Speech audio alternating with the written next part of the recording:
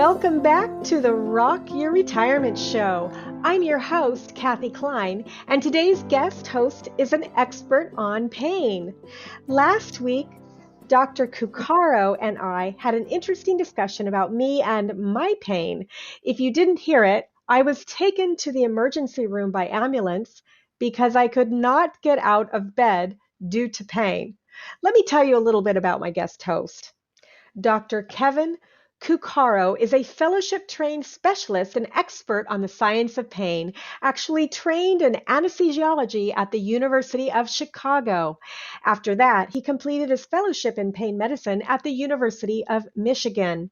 Then he served as Associate Program Director of the Naval Medical Center, San Diego's Pain Medicine Fellowship Program. If you've never been to San Diego, you should go. It's a beautiful place. Dr. Cuccaro's focuses on creating solutions for pain and pain-related topics important to healthcare systems, clinicians, and the public. We're so lucky to have him co-hosting today. Go to straightshothealth.com to learn more about him and his practice. During this four-part series, we'll be discussing the podcast episodes that Les and I created, and most importantly, what we left out.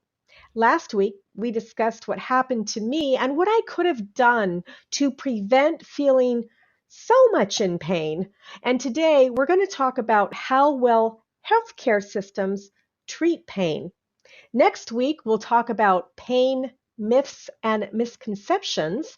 And finally, in the fourth of the series, we'll talk about why firefighters are better pain specialists than actual pain specialists.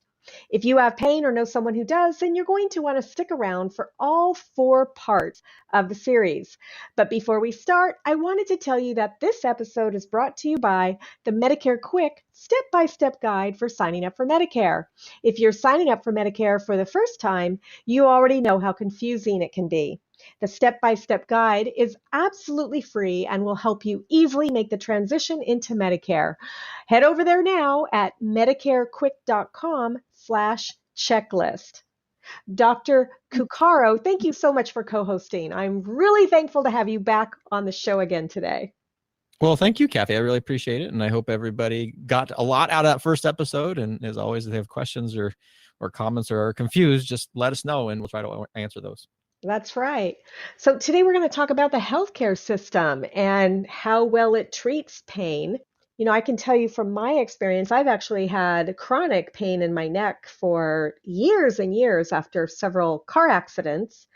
What do you think about the healthcare system, how they're treating it now and what we can be doing differently?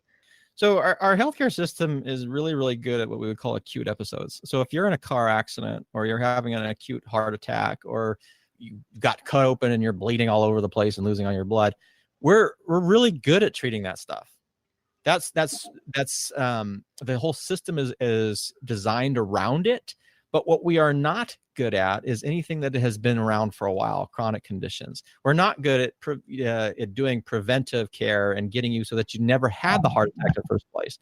We're not good at, when it comes from a pain standpoint, if you've had pain for a long period of time, we're pretty atrocious at taking care of that.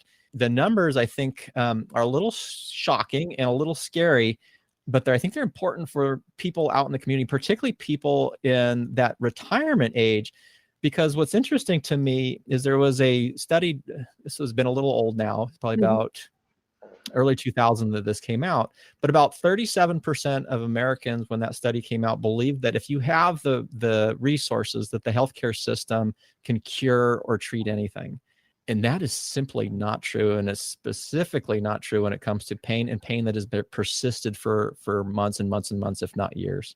You know, just from talking with my friends, that sounds about right. That there are a lot of people that think, you know, I have a friend that she has chronic pain, and she had, gosh, what kind of surgery? She's had several back surgeries, but she had a back surgery, and then within about 2 or 3 weeks of her back surgery, she's taking a vacation where she's flying to another country, and all of us were appalled And we're like, well, no wonder she has pain. She's not healing, and I think it's because she thinks that it doesn't matter what she does, the doctors are going to fix her.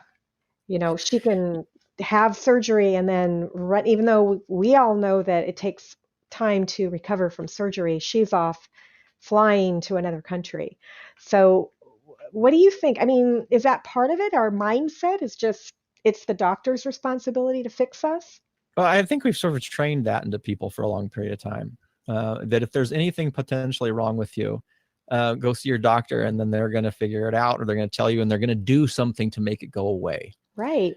And that comes from health systems. It comes from public warnings. It certainly comes from the pharmaceutical industry, because we know that there's only two countries in the world that have direct-to-consumer advertising. Which One is shocking. shocking. One's the United States, the other one's New Zealand. And what do those ads always tell you? Well, one, they diseasify symptoms, which what I mean by that is we, as humans, we are not meant to be in one state all the time. We have good days, we have bad days, we have sad days, we have happy days, we have, mad days, we have glad days. That's normal for us. Having a normal emotional spectrum and a normal sort of physiology that goes with it is okay. But the pharmaceutical industry likes to start taking these things that maybe you have one day that you were having difficulty because maybe you had to go into a new environment, and you were concerned about meeting new people, and you felt your heart starting to race, and you started getting nervous, and maybe your palms got all sweaty. Well, if you listen to pharma, we're going to call that social anxiety disorder rather than just being shy, or normal, because it's a scary new environment for you. And we're going to say, well, you need a drug for it. Do you want me to tell you my story about that? Sure. Okay, so when I was younger, I was a financial advisor. And before I became a bona fide financial advisor, I sold annuities to, I sold 403Bs in hospitals. And when I first started, I would sit in the cafeteria. You're a doctor. Have you ever seen the annuity salespeople sitting in the cafeterias talking to employees? Yes. Okay. So that's what I did. And when I first started, I didn't know what it was. I had no idea. I just knew that I would be sitting in a hospital talking to a nurse, and all of a sudden my heart would race. And I felt like I was going to pass out. And this happened maybe 10 or 15 times. And each time I would say to the nurse, "Whew, I feel like I'm going to pass out. If I do pass out, please revive me." And then I would just continue on with whatever I was doing. And then after a time, maybe it wasn't 10, maybe it was closer to 10 times than 15 times. But after a while, it stopped. And then I learned about the symptoms of what do you call that when you feel like you're going to die and your heart races? There's a word for it. A panic attack? Yes. And when I read or heard about the symptoms of a panic attack, I said to that was happening. I was having a panic attack. And then I read more that if you're having panic attacks and then you stress out because you're having the panic attack, they actually get worse. And I think that the reason why mine went away was because I just made a joke of it and went on. I didn't say, "Gosh, take me to the ER. I think I'm going to die." I would just say, "This is what's happening," and I would move on. But it's interesting to know that if had I known what it was, it might have made it worse. If I would have said, "I'm having a panic attack," then it might have gotten worse and worse and worse to where I probably would have required medication. Well, and I would say the difference comes down to how that was framed, right? So you had this experience, it was distressful. Then you learned about it as a panic attack, and however you learned it was in a neutral manner, and you realized that it could be interrupted and it wasn't something that was going to kill you. But I didn't learn about it until after they stopped. After they stopped. That's right. They stopped when I just always kind of laughed about it and blew it off, and then they stopped. So that and that humor is extraordinarily powerful. Humor is powerful for anxiety, it's powerful for pain, it's powerful for depression, it's powerful for healing. but I would say that if you had learned, like I think you were kind of leading onto this, if you had had that symptoms, and then say at night you were watching TV, and then we had an ad come on, Right. and that explained your symptoms, and then would have said, because they're never like positive. Oh my God, you're having a panic attack. Panic attacks are associated with Death and not making friends right. and heart attacks in the future and all this stuff. So you need our new drug. Well, lo and behold, not only are you now more scared of having a panic attack, because now when you experience a new one, you're going to be thinking about the drug ad, and they're like, oh my God, they said I'm not going to be able to have friends, and I'm going to be a recluse in my house, and I'm going to have a heart attack at an early age. Right. So now you're adding on to the fear. And then much more likely that, go see your doctor and take the pill, which for that specific condition was basically a methamphetamine. Oh, so nice. That's all I need. Yeah, so I mean, a lot of it is messaging, and there is a problem when it comes to the U.S. healthcare system and the way that we sort of talk about our bodies. And we do this for many different reasons. There's the medical legal ones, and everybody's scared of getting sued. But we've basically made the body seem to be like this weak, pathetic thing that needs fixing.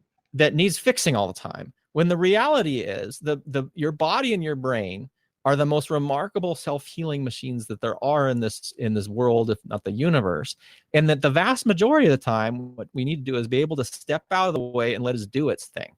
Well, you know what I find interesting is that had I started taking medications back then for the panic attacks, I probably would still be having them. Yes. You know, I mean, they went away on their own because I laughed it off. Now, I'm not saying that if the listener's having panic attacks, you should laugh it off. I'm not saying that at all, because I lived through it and I literally thought I was going to die each time I had one. But I didn't know what it was. And I was focused, you know, I was embarrassed about it. So I was just and the only reason why I even mentioned it is in case I did fall over. You know, I wanted to make sure that whoever was there was going to revive me. So that was it. But yeah, I think you're right. I think that having these drug commercials on television is probably making our country more sick, not healthier. Well, what's interesting is we notice as we introduce more and more of the pharmaceutical advertising, is we do see more and more symptoms of disease out there. And people become more hyper vigilant about symptoms and symptoms right. they have. And the thing that I find particularly disturbing is, just like you said, we are not laughing off panic attacks. Panic attacks are awful. You feel like you're going to die. I had a moment a period in my life where I would wake up in the middle of the night experiencing panic attacks. They are horrendous. But the difference is if you diseasify them and think that there's nothing that you can do about them, and then we shove off a drug, then not only are we kind of not learning skill sets that are not just specific to our anxiety attack, because the other interesting thing is about when you start learning some of these skills, and we kind of touched a little bit about learning self skills, like things that you can do for yourself, active based modalities, they're not specific to one thing. Like if you learn a technique like humor, either you've actually learned it or whether you implicitly just somehow fell into it and found a way to manage those panic attacks on your own using humor. What you have, I'd be shocked if you have not noticed that you can use humor for other distressful events in your life, and that it compounds itself. So maybe you're not having a panic attack, but maybe you're having a horrible, distressful day. There's a reason that laughter is a great medicine in those scenarios. It's a natural stress reliever. Right. So it's, so again, we're never laughing anything off, and we're not ever neglecting anything. But the fact of the matter is our bodies are remarkably more resilient, and they're more capable than we give them credit for. And the other last part to remember is that all healing is internal. And I'm not saying that in any sort of woo-woo, whatever fashion. What I'm basically saying is that it's the ultimate decision in how you get better is done by your brain and body. Everything that we do, even whether you're in a horrible car accident, you have just had a heart attack, you have some sort of awful disease process going down. In an ideal scenario, what the medical system can do is try to make it easier for your body to heal, but it requires your body to do the healing in order for you to get better. Right, that's true. Yeah, because if there are people that have the same accident or the same symptom, some survive and maybe even thrive, and others don't. Well, and it's generally not the pill or the procedure or anything else that's what quote unquote curing you. You know, if we take a simple example, just like a bacterial infection, when we actually have bacteria in our body and now we have a disease associated with bacteria, the vast majority of antibiotics, what they're trying to do is they're basically holding down that bacteria or taking away some of that bacteria, but you have to have a functioning immune system so that their body can ultimately wipe out the bacteria so that you can ultimately get better. It's your body that does your healing. The pill is just supposed to facilitate that. Right. And what we've sort of replaced over the last years is this idea that it's not me that's the healing, it's this other stuff that we're putting in. And the problem, as I see it, is these other stuff, they always have side effects. There's always something else that they cause. Yes, they have huge amounts of side effects. And then people start taking pills for the side effects of the side effects from the first pill. That's and right. They start pills for the side effects of the side effects of the second pill. And now we have people that have 19, 20, 30, 40 medications that they're on. You know, the average adult over the age of 55, the average adult is on 5 or more medications. It's just astounding to me because that's the average, because there's a bunch of people who aren't on any. And I personally know people who have been on 19, 20, 30, 40. The longest med page I think I've ever seen was about 60 something medications. Yeah. And when we're doing Medicare comparisons for drugs, it only goes up to 25. You know? Well, and the scary thing is after you go beyond really 2 medications, nobody has a clue what the interactions are anymore because there's no studies on it. Oh, man. That's so scary. It is. And I know we've gone off a little bit off topic here, but this is a long way to kind of basically say when you're looking at how our healthcare system treats chronic conditions, those are the things that have been lasting for months and months and months and years and years and years. It's uniformly awful. And when it comes to pain, it's atrocious. And what I mean by that is if you kind of look at the numbers, I like to remind, like I do a lot of work with other doctors. I teach doctors about pain and physical therapists and occupational therapists and do lots of talking and educational series with them. And what I remind my colleagues is there are only 4 things that we can actually do to any individual that comes in. So if someone comes into your office and they say, doctor, you have to do something to me. You have to do something. What I like to remind the doctors is there's only 4 things that you can do. 1, you can either do lab work or imaging. We can look at them, right? So we can get an MRI or we can get blood work or something. Mm-hmm. Poke them, which means we can stick a needle on them. We can cut them, which means we can do surgery or refer them to a colleague that does surgery, or we can drug them. So look, cut, poke, or drug. Right. And those are the only things that we can actually do to you. Okay.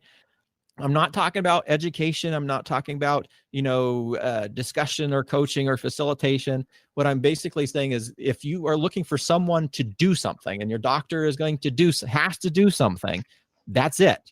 And you just have to decide, do I want to be, on drugs? Do I want a surgery? Do I want an injection? Or do I want some sort of lab work or imaging? And there's a lot of scenarios where none of those are appropriate. But the doctors don't get paid to educate us on biofeedback, do they? Or on meditation or on laughter? I mean, can the doctors bill your insurance for that? Well, you can start looking at time-based billing. It is in generally frowned upon because it's not a way to maximize revenue.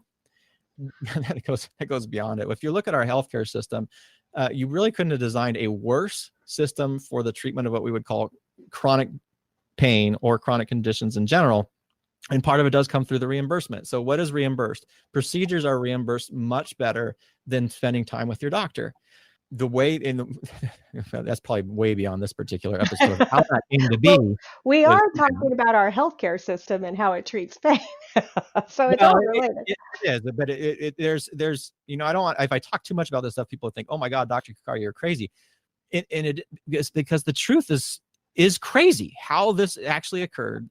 The facts, the documentation, the research, and the data that demonstrates how these billing systems developed over time and why someone is paid more to spend 35 seconds to stick a needle in you than 35 minutes to try to teach you and educate you and learn all the facets around your health complaint. It's atrocious. It's scary, and goes into some very dark places in our healthcare system. But I guess the most important thing I want the listeners to understand is, particularly for chronic pain, is the idea that somehow the answer is going to come from the medical community is it is so far behind what the science shows, and is so far behind what the system is actually designed to do, that it's almost an exercise in futility. And it makes me ashamed and sad to say it, but just if waiting and hoping that the healthcare system is going to find some magic cure for chronic pain, is you're going to be sitting and waiting for a long period of time in pain while waiting for that to happen. All of the things that we can do on our own, can we use those in addition to some of the things that doctors prescribe, such as, pain medications and things like that? Or must we go cold turkey? I would say instead of thinking either or, it's always better to think and. Right. And I would always return to, and I think we touched on this in the first episode, is figuring out the things that you can do, the things that you have control over, and the skills that you can develop, to me, is much more important than what anybody else can do to you. But if you're going to use them all. And so this is like, if you're having a surgery, I wouldn't say, if someone's going to do a major surgery and maybe you're having some sort of, I don't know, abdominal complaint, and they have to go in and they have to take out part of your colon because you have Crohn's disease, I would not say, oh, well, you should never have any sort of analgesic medications post-operatively. But I would also say, don't only rely on analgesic medications. I kind of understand how pain works and is constructed, and I think we've touched on that, and we'll touch on it more later on. There are things that you can do in addition to the pill or the injection that they're giving to you in that acute scenario. Now, for chronic conditions, it's a little bit more tricky, because when we're looking at medications, and I'm talking about all medications, we can say neuropathic medications, we can say opioid medications, we can say a non-steroidal anti-inflammatory. So I'm not just picking on opioids. The therapeutic effects of those medications for chronic pain, there's a whole bunch more variables that are involved with it. And so they're less about just the pill per se as to other components. And so I am not nearly as supportive of relying as a first line or primary agent for chronic pain to be a drug or injection or something external to you, rather than developing those skill sets that we've mentioned a couple times now.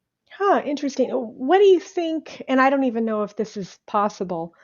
I'm just thinking of it as we speak. What about hypnosis? I think hypnosis can be extraordinarily powerful. And it's not like, hypnosis is not this thing where you get brainwashed or whatever, but what hypnosis does, in my understanding, I'm not a hypnotherapist per se, but what it does is allow your body to relax and learn things quickly, and to also be open to suggestions, and to focus your attention on things specific to you. And so there's a lot of potential in hypnotherapy. Now, the root of all that, though, the root of all these, what we'd call non-pharmacologic therapies, so non-pill-based therapies, we can call non-interventional therapies, non-surgery or injection types of therapies, is that you need to kind of know what you're doing with them, because you need to understand what it is that you're treating. And that comes into understanding pain, because it is very, very different to say, oh, your pain is, you're going to have pain for the rest of your life. There's nothing that you can do about it. Go learn to meditate now, because the only thing that you can do, manage it. Right. Yeah, that doesn't sound too good. No, and it's insulting, to be honest. I think it's stupid. I don't particularly like the word management anymore when it comes to pain. Instead, I talk about pain mastery. And what I mean by that is, if you understand pain, and so we know that pain is about protection. We talked about in the first episode, not punishment. That pain, yes, has information coming up from the body. So there's nerve signals coming up from the body of the brain. But there's these two other major divisions that are as important as well: the attention, or that cognitive aspect, the thoughts, the beliefs behind it, and then the emotion, which is the meaning, the mood, and the memory associated with it.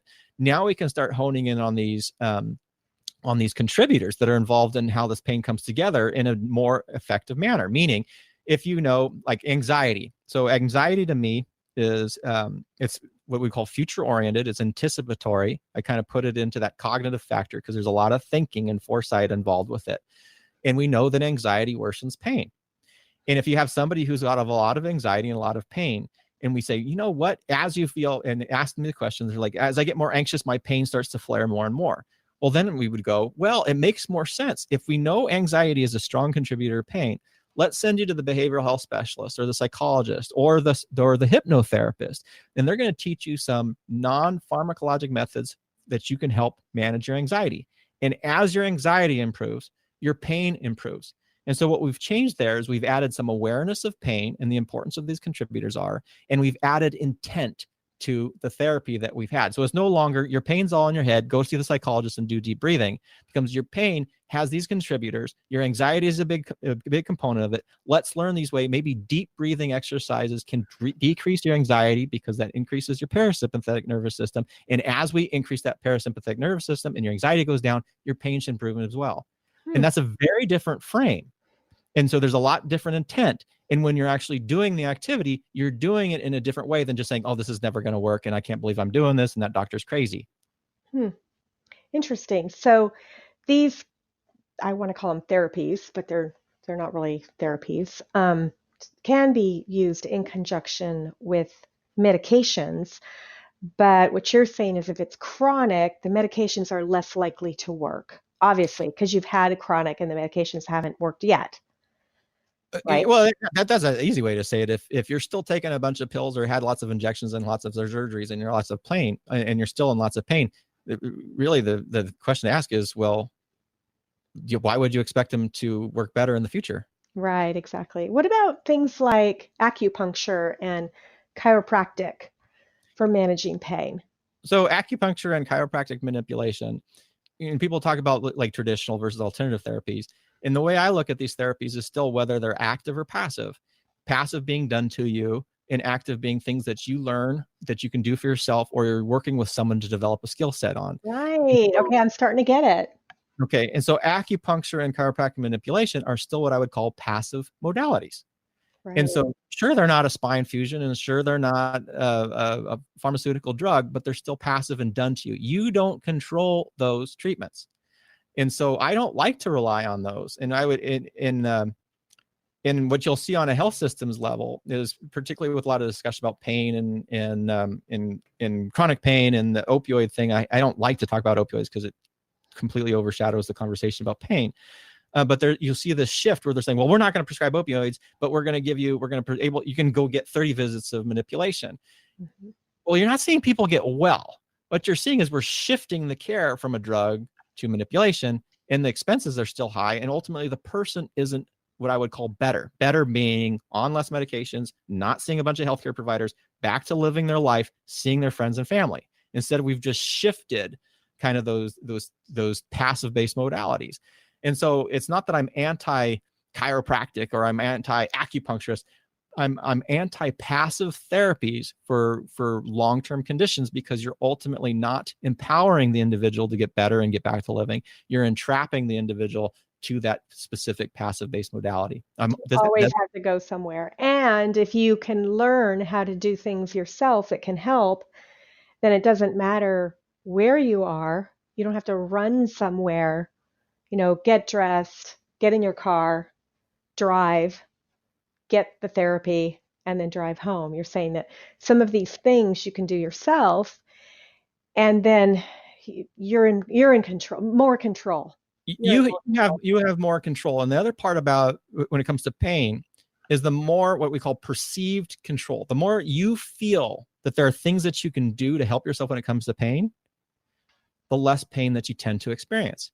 And part of that goes back to, again, if you understand pain as a protector, and as we increase threat, we increase pain. The more control you sense or perceive, the less threat you tend to see. And so it all kind of comes together. The other part about that, though, that I think is really important, and you kind of touched on it also, is, again, I'm not just talking like chronic pain. If you are out in the middle of the woods, like, okay, if you fall and trip out your door and you break your leg and have a horrible fracture, go to the hospital, obviously. And they can do whatever they need to do. But if you've learned these skill sets and now you're in the middle of nowhere and you fall and you break your leg as well, I am still not saying don't go to the hospital. But I am saying is, if you're in the middle of nowhere, you have a long period of time before they can get there.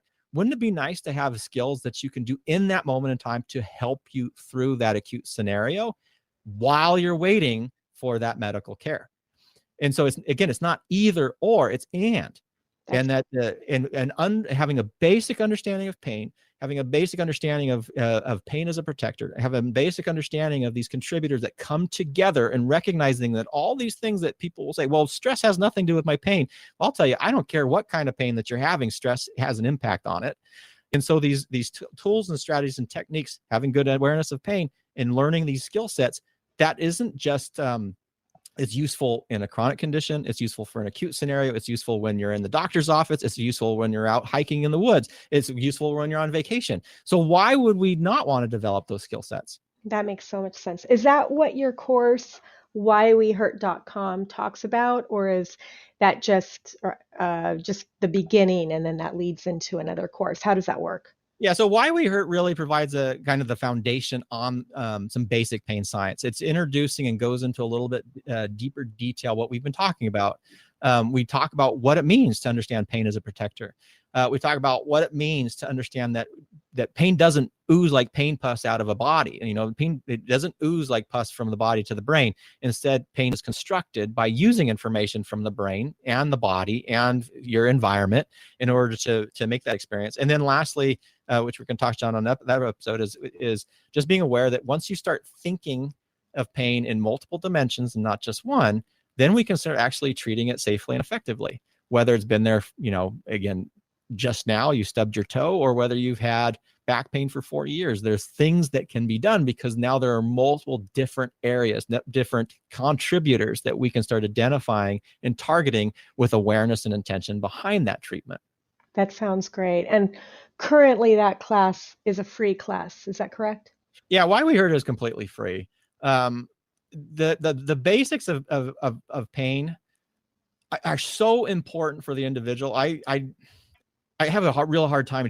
It's like a public service. Like, there's so much bad information out there about pain right now that anything that can be done to make people more aware that there is so much more to pain than we typically understand, and that there's so much more potential for people to get better. That really is more of a public service than anything else. So that particular program is definitely free. Well, that's wonderful. So I really appreciate your coming on the show again today. And for the listener, head over to whywehurt.com. It's a free training course. And next week, what are we talking about? Let's see. It looks like we're talking about pain, myths, and misconceptions next week. I can't wait. Well, I can't wait to be here. Thanks so much for coming on the show again. And for the listener, we'll see you next time on the Rock Your Retirement Show. Bye.